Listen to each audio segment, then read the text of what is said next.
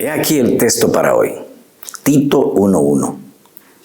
Y así dice: conforme a la fe de los escogidos de Dios y al pleno conocimiento de la verdad que es según la piedad.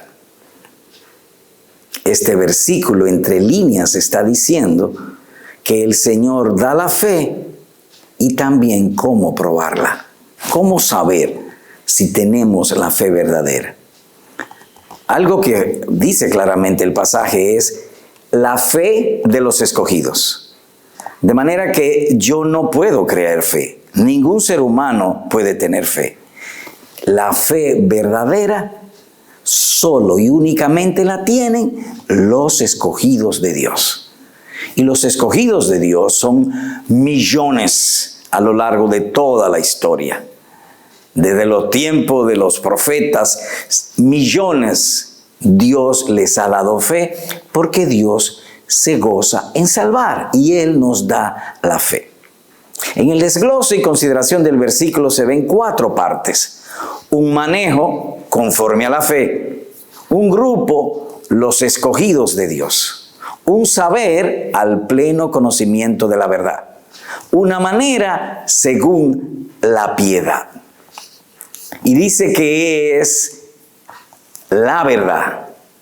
El Evangelio es la verdad porque su autor, Dios mismo, es la verdad.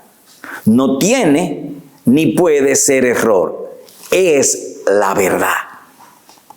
Eso a su vez significa que habla aquí de la fe de los escogidos, conforme al pleno conocimiento de la verdad. Es decir, que los escogidos de Dios empiezan a saber que Dios los llamó porque primero tuvieron un conocimiento del Evangelio y luego creyeron por el don de Dios en el Evangelio. Por eso se dice aquí la fe de los escogidos. Si no hay un conocimiento del Evangelio, no puede haber fe.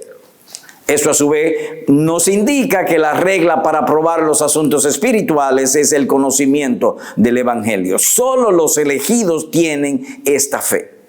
Pero es una fe, como dice aquí, según la piedad. Es conocimiento y es obediencia, ambas cosas. El individuo oye el Evangelio, cree el Evangelio y obedece el Evangelio. Trataré de ilustrar.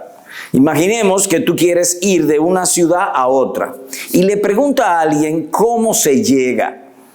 Entonces esa persona te explica cómo llegar. Ya tú tienes el conocimiento de cómo llegar.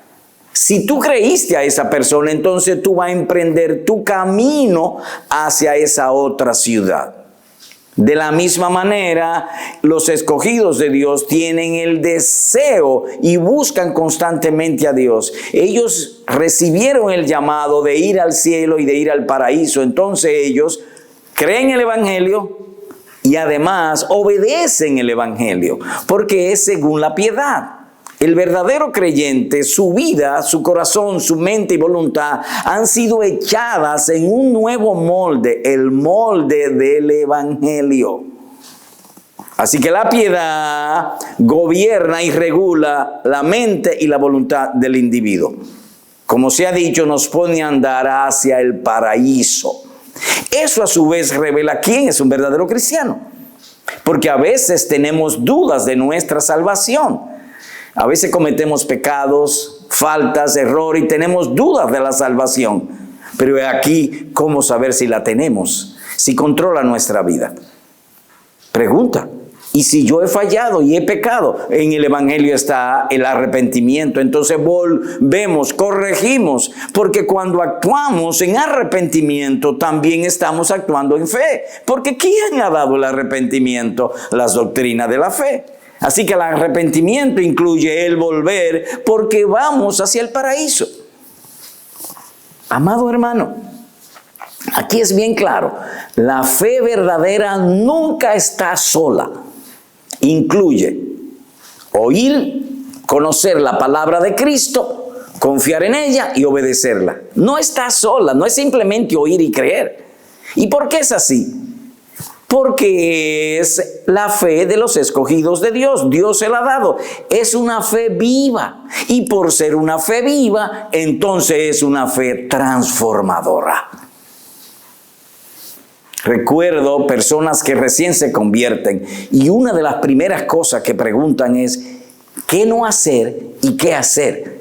Porque ellos quieren estar seguros que van rumbo directo al paraíso de Dios. ¿Cómo concluimos entonces? Repitiendo el texto y orando. Conforme a la fe de los escogidos de Dios y al pleno conocimiento de la verdad que es según la piedad. Y rogamos, Señor, perdona nuestros pecados, aumenta nuestra fe. Amén.